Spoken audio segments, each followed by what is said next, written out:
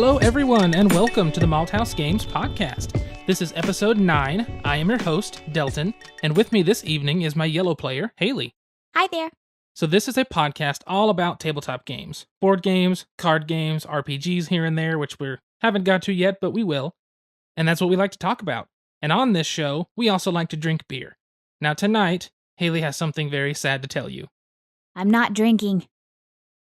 She went out for a friend's birthday party last night, so she's not really in the mood to have anything to drink tonight, so I am taking over and just having one beer with the episode, because it is a Sunday night. We pushed our recording from Thursday to Sunday, so I will have one beer this evening, but she's drinking a nice hot tea. Okay, so I survived 7 years of college, so I can handle drinking multiple times in the same week. It's just that on Friday night, we went out for sushi for Mackenzie's birthday, and we split a bottle of sake, which was great, but also caused me to fall asleep halfway through Black Panther.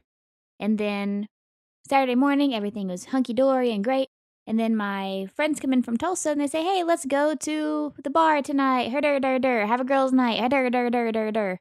Needless to say, we ordered a Lyft, and so I had permission to drink again. So this morning I woke up, still a functioning human being, still wrote my Ogle article, still went to the grocery store, still got my laundry done, but I ain't about to have a Guinness this right now. So tonight, with Hayley not drinking, like I said, I'm having one single beer. I am going to be drinking, it's a local company, again, Anthem. We've had them multiple times now. It's our favorite. Their Ouroboros Stout.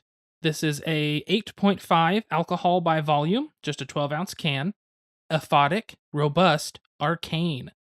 It says stout, a style continually renewing itself in new forms and reborn here as a Belgian-inspired creation. Roasted and chocolate malts, dark candy sugar, oak spirals, and Belgian yeast circle in harmonious union. It says to serve at 52 degrees Fahrenheit, which a lot of people always overchill their beer. The prime drinking temp, I believe, is between 48 and 52 degrees, and it's just really good. It always helps open up the beer, get some more flavor. This one says it pairs well with hummus, grass-fed beef, aged cheddar, and dark chocolate. This beer is fantastic with dark chocolate. Now, tonight, I'm not really in the mood to drink it, really dark chocolate. But take our word for it, it is delicious paired together. It is very good, and I like this beer with pretty much anything. And again, just delicious. I love Anthem. They are our favorite. See, if I drink a stout, I think I have to have that first in the evening. Like I can't have like an IPA and then have a stout for some reason. I have to have the stout first and then I can drink anything. But if I have a stout after anything else, then I don't know, it just messes with me. I don't like it as much. I think I have to have a pure palate for the stout. Yeah, you either have to drink everything, then cleanse your mouth by drinking like a whole thing of water, and then have the stout, or, stout first, cleanse, and then another beer. But stouts usually do kind of, like command your palate. They kind of take it over. My my definition book is lacking in this moment. I do like that phrase, command your palate. That's exactly what a stout does. Not only does it look black as night when you pour it into a glass, but whenever you pour it onto your tongue or whatever you do when you drink, I guess yeah. Then it really does command the palate. Or like, a wheat beer might pair well with something, a stout really accentuates it. Exactly. It just kind of takes over and makes itself known. It's like, it's kind of like having a big dinner with a very dominant part of it. So you have your entree, let's say it's like steak and some potatoes. No matter how many of those potatoes you eat, that steak is still going to be tasting in your mouth before or after. And that's kind of how a stout is. No matter what you have with it, the flavor of that stout is always going to be there. It's like a really aggressive uncle at a dinner party or something. You can't get rid of it even though you kind of like it. Yeah. Yep. It's like my uncles, they have different political ideology as I do. And every time I go to a family function and they're my main focus for the entire evening. Like just because it's a huge argument all night. Huge argument all night long. But that's what the stout is. It like, you want it there, but it's still, you know it's there when it's there. Yep, I understand completely. But again, really good. Anthem Ouroboros Stout. Check it out if you have a chance to get it here in Oklahoma. Aside from that, Hayley's drinking hot tea. What kind of tea is it? It is a spearmint tea. Looks like from Tazo or Tazo or Tazo, however you pronounce it, from Target. It's caffeine free because I'm an old lady.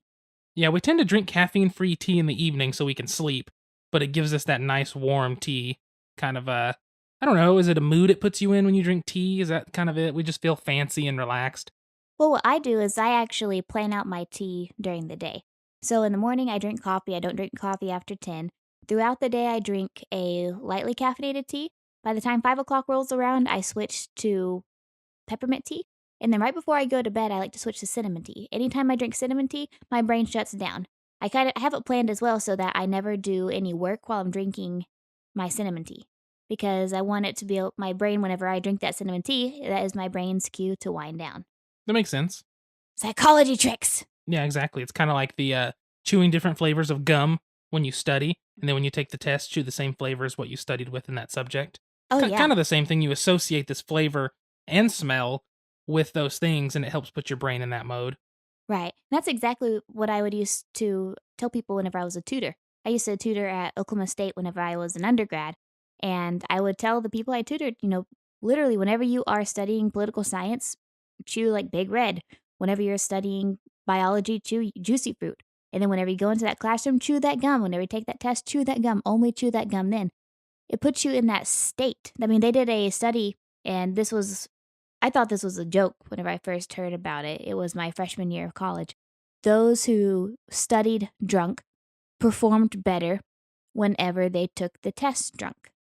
Now, those who studied and took the test sober did a lot better than those who studied drunk and took the test drunk. But if the person studied drunk and took the test sober, they did worse than the person who studied drunk and took the test drunk, because it's that state dependency. Yeah, you get in that state of mind, and your body kind of remembers what it was doing, and just puts you in that moment, in that position. Yeah. Makes a lot of sense. So we've talked a lot about this kind of crap. It's already like way too long into the podcast, so let's talk about a couple games before we go into the main game of the show, though. We finally received our Rising Sun Kickstarter. So if you don't know, Rising Sun is the newest game from Eric Lang. He is the designer of a game called Blood Rage. It is put out through CMON, cool mini or not, and this was the big Kickstarter last year in April. It got put out early, which was really nice. Ours came in, all except for the playmat, which is shipping separately because of the tube that it's being shipped in was too big to fit in the box. So they shipped it separate, and I'm still waiting on it. We got to play the game this weekend with Brian. He put his heavyweight championship title belt on the line and retained it with Rising Sun. Me and Hayley could not bring down the champion, but it was a very fun game. We actually really liked it. And I beat Delton. Hayley also beat me. I was in last, which is, that's kind of par for the course around here. I'm always coming in last, which sucks. But it was a really fun game. I'm glad we got it in. If you follow us on social media, you'll see I posted some pictures of it, and I kind of led up to the game day. I only had one picture from game day, and I think it was because I was so into just playing, I forgot. I took a picture, was like, oh, I'll get some more of the board later, and then just completely spaced on it. Which stinks, but, I do have an unboxing video I'm trying to get around to put out. We'll see if that works. I've got to do some more recording and then a lot of editing. It'll be my first big video editing project, so we'll see how that goes. I had a lot of fun playing Rising Sun. I mean, I was really prepared to be sitting down at that table for a good 3 hours and have this overly complicated game. Not that overly complicated is bad, but really whenever we sat down to play it, I know that we are experienced board gamers, so that gives us a leg up, but it really wasn't that complicated. No, it's really not. The big thing with it is it is a 26-page rule book. Now, I think the rule book's actually like 28 or 9, but 26 of it are actual rules along with depictions of the board, telling you what every piece is. It's really not that bad to play. It uses action selection mechanic, similar to like Puerto Rico, Race for the Galaxy, stuff like that. And then it has a bidding system for the combat, which was awesome. There's no dice rolling, there's no flipping over cards, there's nothing random about that. It's bidding. It's you dedicate so much money to try and influence and use a special action in that territory on the board to get your guy to win. And so it was really nice to be able to plan it and kind of bluff it. And then the game's built on alliances. And so it was just really, really cool. Yeah, it's kind of like Ikusa, if you've ever played that. The whole bidding part in order to take whatever actions you're wanting to take. It also has a similar theme, too. Yes, for sure, except Ikusa sucks because it's basically Risk, where Rising Sun is much better. Much, much better. God, we sat down and we played that game for 4 hours and we still weren't done. We were like halfway through. But here's the difference between that and Twilight Imperium. Yeah, you're playing for 4 to 8 hours, but you're actually having fun with Twilight Imperium. It's so true, though, because unless you like rolling dice and rolling some more dice and rolling some more dice, if you like that, yeah, sure, Ikusa's fine. But if you don't like rolling dice for 6 hours to finish a game, Twilight Imperium is the long game to play. The Ukraine is weak! The Ukraine is weak. Well, I guess we can go into the game of the episode now. We talked some about Rising Sun, which is not our game of the episode, but... Surprise! Yeah, surprise. I guess we'll go to the transition, and then we will start off with that game. Oh, here's the door. It's straight ahead. It's a game. So the game for this episode is one that I bought for me to play with Hayley. It is a game called Paperback. Now, Paperback is designed by Tim Fowers with illustrations by Ryan Goldsberry, and it is self-published by Tim Fowers and Tim Fowers Games. So, Paperback is a deck-building game. For those of you who do not know, a deck-building game is a game in which you have a small deck of cards, usually 10, sometimes 12, and on your turn, you will draw, usually anywhere from 5 to 6 with those two numbers. If it's a 10-card deck, you usually draw half of it at 5, and then if it's a 12-card deck, you usually draw 6, so it's usually half of that deck. What you do is the cards in your hand, in some manner, you will use them to buy more cards to make your deck better and have more cards in your deck. So in this case, Paperback is a word game. So your initial starting deck of 10 cards has 5 wilds, and it has 5 other cards, which is R, S, T, L, and N. What you do, along with the common letter that's out that everybody can use, you make a word. So with R, S, T, L, N, and 5 wilds, you can make a word like, rent. You could do rent with some wild cards. Stoner. Yeah, you can do all kinds of stuff, just any word you can think of at the time with the 5 cards you draw from that deck of 10. Then what you do is when you play those cards down, you make your word. The non-wild cards you use to make that word give you purchase power. And you use that purchase power to buy more letters off of the board. So you can buy a letter that's a double, it's actually an ES. Then you can make a word that ends in ES and not have to use 2 cards to make that ES, it's just 1. And you basically go about making bigger and bigger words, or harder to spell words, using different cards to buy more letters, to finally be able to buy cards that are worth points at the end of the game. And then once 2 of the stacks of the 4 point cards are out, the game's over and the highest points win. So it's really not a hard game to play. You basically draw some cards, make a word with those letters to get more letters until you can afford to buy cards worth points. And that's pretty much how the game plays, aside from the optional add-ins in the rulebook. I want to tell you how we got this game and why we got this game. So Delton had been looking at it for a while. It was only being sold by Tim Fowers' website? Yep. And so it was a little bit expensive for what we were looking at the moment. But he looked at it for a long time, talked about how it was like a word game, how much we like word games, da-da-da-da-da-da. Well, one night I was in the mood for a word game. And so we have this old 1939 version of Scrabble. It's 50s. 1950s? Oh. Yep. Anyway, it was before Hasbro bought it. Like, it has the rule book and everything is from the original board game company. And so I was like, I want to play a word game. And Delton's like, I don't want to play Scrabble because I suck. And I was like, but I want to play Scrabble. I want to play a word game. So we sat down to play Scrabble. And I think it was my 3rd or 4th turn whenever I got QI on the triple word score. And Delton threatened divorce. And the next day bought the Paperback game. Yes, I was lucky enough to go onto the Board Game Geek forums. They have a hot deals section of the forums where people post sales. And somebody on there said, hey, I bought something from Tim Fowers' website. It gave me a 15% off code. Here's the code for the first person that wants to use it. So somebody used it and commented and said, hey, I used it. After my order, it gave me this code. So I was number 170 something in line of people just buying with a code and then posting the code that they received from their order. So everyone's just helping each other out. And I purchased it immediately because the best part about it being a deck builder where you have to draw cards to build words is people like Hayley with a larger vocabulary don't necessarily have the advantage. It's also in what cards you buy, what cards come up at the moment, and how you build the words. It's really neat because a larger vocabulary, while yes, it will help you, it doesn't mean you're going to win. And that's probably my favorite thing about it versus Scrabble. Given, yes, Scrabble has 7 tiles you could almost see as cards, but you're always playing off of more that are on the board. So in the beginning, it really depends on what's the first word you can make. But after a little while, you have so many places on the board to play that it makes your word options even larger. And for someone with a lower vocabulary or somebody that doesn't have an easy time seeing words, it's very difficult to get. Where in Paperback, it's only ever 5 cards unless you have cards that allow you to draw more.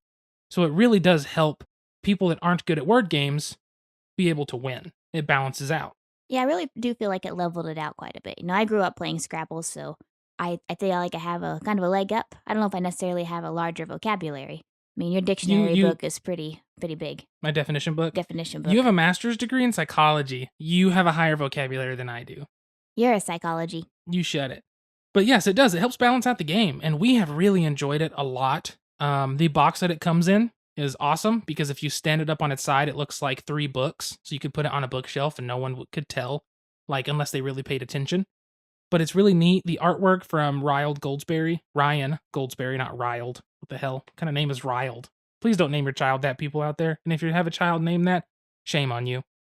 Don't get riled up, Delton. Anyway, he did a great job with the illustrations. It's really neat. It's based around you're writing a novel and the character writing is supposedly named Page Turner. Page Turner. But it's really good. His illustrations are good. The way the cards are designed are easy to read. I really like the graphic design and color palette he used. The whole thing just really has a nice look to it. The artwork is based off those 1950s 30-cent novels. Like those little, maybe 90 to 100-page books that you would buy. They're basically like little soap operas or short little reads that people picked up in the grocery stores or whatnot. Yeah, that makes a lot of sense. I could see where that style comes from that. Yeah, Half Price Books has a whole selection of them. And you still see on the corners there's 30 cents or 15 cents for this book. And people will just push them out like crazy. It might be the same author, or it might be the same pseudonym and multiple different authors writing under it, but they all had the same style. They'd all be different characters. And then sometimes it's kind of like the Nancy Drew. It was the same author, quote unquote, but it's different authors writing under that author's pseudonym. And they all have the same style, and that's why they progressed over decades and whatnot. That makes sense. That's really neat. I didn't really think about that. We need to make a trip to Half Price Books now. Are you going to buy me something? I'll buy you a 30-cent Page Turner novel. Boo. Boo. I'd rather play Paperback and win again like I did just the other day. I'm still salty about that time we tried to play with, what was it, you, me, and Kyle? And then you guys didn't believe me that rondo was a word? Yeah, this isn't an early episode, I'm pretty sure. I'm still salty about it, though. I don't care if it was the first episode or if it was 8 years ago. I'm still salty. That's okay, you can be. Paperback is very good. We always highly recommend it to people that like word games or any kind of game similar. And like I said, being a deck builder, it's very fun. I will recommend sleeving the cards. We had some leftover sleeves that were clear on the front and back, and that really helps protect the cards, and luckily they all fit in the box it comes in just fine. So that was really nice. And the box is full of dividers and all kinds of stuff, and so it really makes it an easy to get out and put up game. Don't let your cards be a meathead. Put them in sleeves. A meathead? Yeah, like a meathead at the gym never wears sleeves in his shirt. Oh, that makes sense. For some reason, I thought you were making a sausage joke, how you put sausage in sleeves and that's the skin of the... I'm confused. I was thinking more like a Cullen. Yeah, sorry, Cullen, if you ever listen to this. You're kind of a meathead, but you're not. It's just that you cut all your sleeves off, but you cut them all the way down the side, and I never understood. It cuts off above the shoulder and goes all the way down to the pant line. And it's so weird. And I guess you have more movement, but is it really necessary? Really? You should start wearing all your shirts like that. No, I'm not ruining my good shirts. I'll buy you new ones.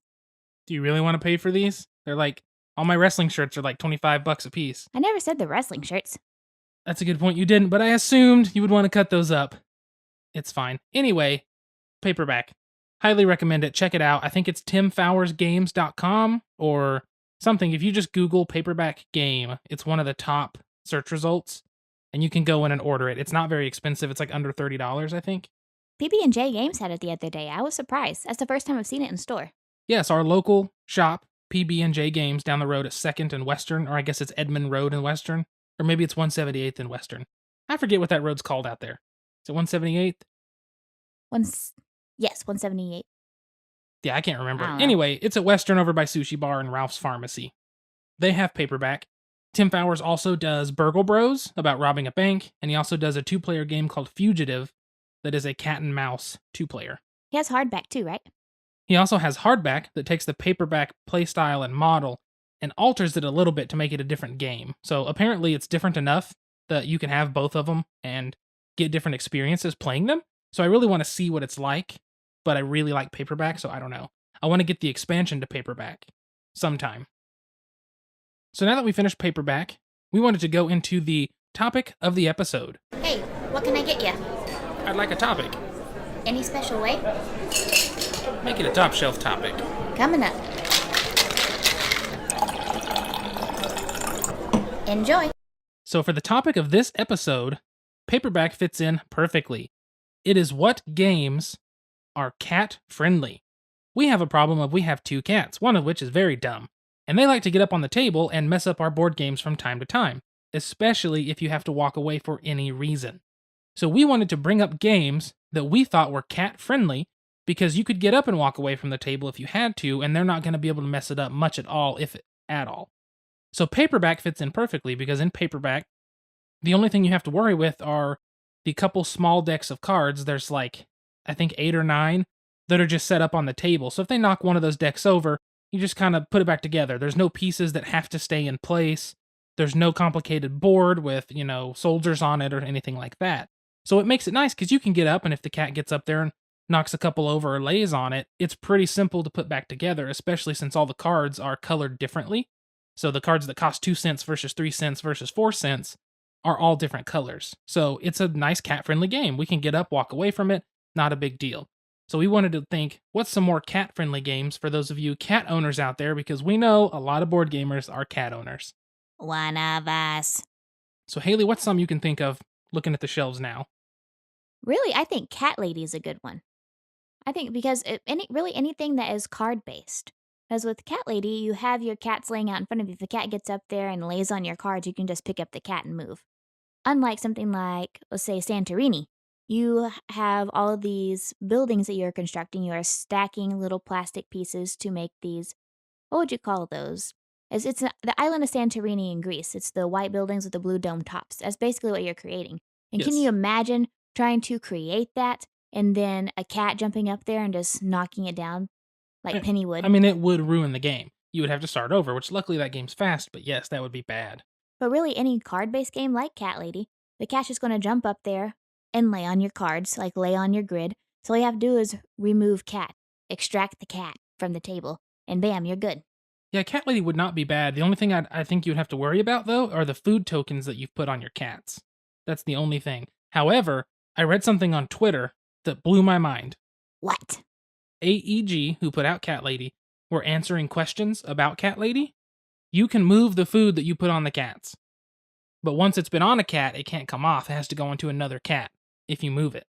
Oh. So I think we've been doing that wrong. It still sounded wrong, though, when they said that, but I'm going to have to look. But I'm pretty sure that you can now, like, that's part of it, that we can move that food. So if you feed one cat, I think we talked about this in the Christmas episode. If you feed one cat 2 blues and a white, and then another cat comes that you really want to feed that takes 1 blue, you can move one over and have another cat that's partially fed. So that's good to know, officially. That helps us out. That really that's, does. That's a good choice. Now, here's my counter to card games being good. It matters when the card games have an orientation that matters. So games like Imperial Settlers, where your cards actually hold your resources. Or, well, I guess that's the only one I can think of, really, with cards. That one matters with the way the cards are set up. Smash Up, maybe? A little bit? But aside from that, I guess that's it. But there might be a couple here and there that do matter where the cards are. But aside from that, yeah, card games are going to be the easiest. Do you have any others that you can spot? I have a lot that would be terrible to play with the cats. Yeah, that's the easy thing to point out, isn't it? Right. I was just thinking, like, something like Sagrada would be the absolute worst. Can you imagine the torture you would go through if you had a one-way mirror and you set up this game and you were this close to winning, and you had to watch as 3 cats were let out into the room? Yeah, that would be terrible. All the dice would go everywhere. They'd knock your dice out of your little window. Ugh, that'd be so bad. That would be bad. And the problem is, too, we have quite a few Euro games that have a lot of pieces and stuff. Like Keyflower would be terrible. Anything that's tile laying, though, like Carcassonne would be bad. Isle of Skye would be bad. Any of those would not be something you would want to put down. Puerto Rico would be terrible. Twilight Struggle, especially. Yeah. Or like Agricola, A Feast for Odin. Ugh, that'd be just atrocious. I guess you could say any RPG. Yeah. Pen and paper, because I mean That's true. They might knock your dice off the table and you want to find that, but that wouldn't be too bad. Sentry Golems wouldn't be terrible either. You just have to worry about your little jewels, or what are they called? Yeah, the gems in that one. Gems, yeah. Gems or jewels, whatever they're called in the game. Yeah, that could be a pretty good one then, because even if they knocked them around, you would likely know what you had, or they probably wouldn't go too far off your board. So that's not a bad one. Now I have a question for you. Go ahead. Based on the cat's personalities, what game do you think they would play if they were human? This is the question of the episode. And now, join us for a Malthaus Games podcast special bite-sized question. All right, so do you want me to do both cats, Steve and Penny, or just one of them? You do Steve, I'll do Penny. Okay, so go ahead and do Penny if you have one in mind while I take a little bit longer to look. So, Penny is a very sweet cat. I love her very much. I love all of my children very much, my fuzzy children. But she's very sweet, but she's also very mischievous. So she will open up cabinets, she'll open up drawers and hide inside of them, and she'll try her best to get into places where she doesn't belong, and she'll attack your foot every once in a while and bite the living crap out of it. But you can't really do anything because she's so darn cute, right? She also is cute in herself. And she likes to climb on high things and watch people from down below, watch the peasants from down below. So, that being said, I think that if she were a human, she would really like Santorini. Because think about it, they have to stack up things, and she likes to get really tall and high on things, just like the little gods. And also, she's mischievous like the gods. If you use the god abilities, every single one of them has this like little mischievous power they have that can really screw over the other players if you let them. Especially like Aphrodite. If Aphrodite gets close to you, then whatever one, let's say if Delton had Aphrodite as his god, then if one of my characters got close to him, mine would have to follow her throughout the whole game. So that really screws up my plans. So I think her mischievous personality and the fact that she likes to knock stuff off the counter, so she'd be really good at demolishing the game. I think if she were a human being, that Miss Penny would really like Santorini. I could see that because she is a turd. She does like to get up high on everything, dressers and all that good stuff, and knock it down. She could do that when it's over. Yep. It's not a bad one. It's a pretty good one. I would say for Steve. So Steve, he is sometimes a sweet cat, a lot of times an asshole. He's nice and fluffy and sort of cute, but a lot of times an asshole. And sometimes he likes to lay on your belly and it's really good and warm, but then he's an asshole when you try to get up. So that sums up Steve. He's an okay cat, I guess. He's orange and white and fluffy and douchey. Anyway, I think Steve would like Rampage. All Steve likes to do is knock everything around. He gets up on a counter. Penny knocks stuff off too. But Steve's just so like clumsy as well that he would have the best time knocking buildings over as a dinosaur in Rampage. For those of you who have the newer copy, it's Terror in Meeple City. You're basically a dinosaur terrorizing a city trying to eat meeples, which is Steve. He'll find anything he can to eat. He'll knock anything off the counter to play with or eat. And I just think he would like being his destructive self as a human as well. I really think so. I think, honestly, we could probably play that with him as the cat, too. I'm not going to do that. That would be so fun. No, I put too much time putting the stickers on those meeples in that game. So that's the whole point, is to destroy it? No. Well, not destroy the game, but destroy the structures, and Steve's really good at it. Boo. Well, I think next time we should incorporate Steve, and that should be one of our videos in the Malthaus Games video thing. Do some Steve plays a game. Steve plays a game. He's just going to be biting us the whole time we try to do anything. You never know.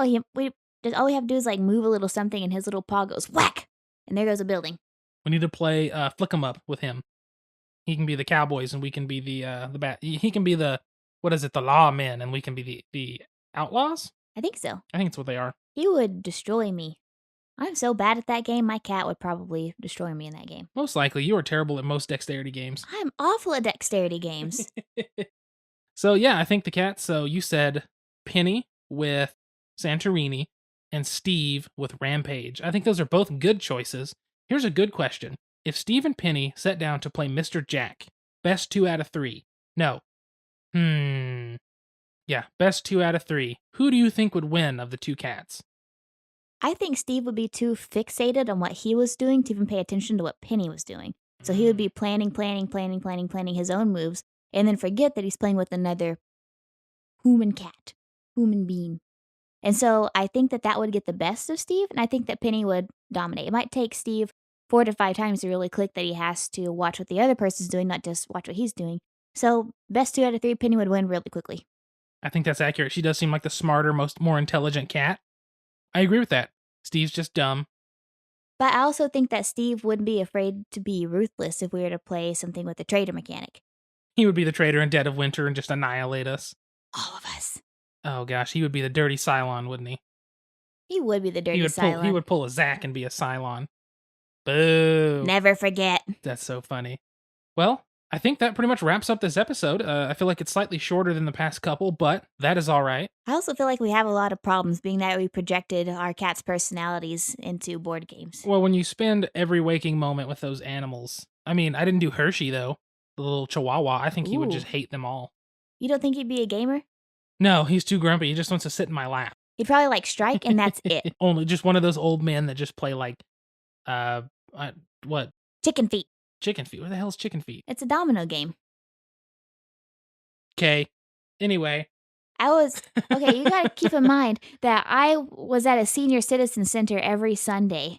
Every Wednesday growing up. Like they just dropped me off at the senior citizen center with my great grandma, and I just hung out with the old ladies. Sounds terrible. Do they have those old lady farts just every time they walk by? No, but my great grandma had dementia, and so she once put a bag of popcorn in the senior citizen center for 90 minutes, and the thing caught on fire. So that was fun. That sounds awesome. Was that Gertie? Yeah, it was Gertie. Go Grandma Gertie. That's so funny. Oh gosh. Well, I think that sums up this episode pretty nicely. So thank you for listening to episode 9. We are almost to episode 10, which is crazy. We are recording this on February 18th. Next week, which will be the 25th? Mm-hmm. Sunday the 25th, yep. We release episode 8. Then on the 11th, we'll release this episode. Yes, because this is 3 weeks ahead. We always stay 3 weeks ahead in terms of editing and stuff. So you'll see this after a little while. We didn't talk about Valentine's Day or anything. I'll just mention Hayley bought me Photosynthesis for Valentine's Day. Awesome game. Check it out. Highly recommend it. I destroyed him. And then we made vegan wings and watched Rum Diary, which Hayley fell asleep to. Yeah, my favorite movie to fall asleep to. Just like falling asleep to every movie, but that's okay. But when this comes out, I do want to say, nobody has sent us any pictures of Brian from episode 6. No one has any paint drawings. Looking at you, Allison. So we need those to be emailed to us at some point. contact@malthausgames.com, MALTHAUS. You can check us out on Twitter and Facebook @malthausgames. Please like us, share us, rate us on iTunes, and subscribe to our channel on YouTube, which right now just has the podcast episodes, but we'll start getting videos once we get up and going with all of that.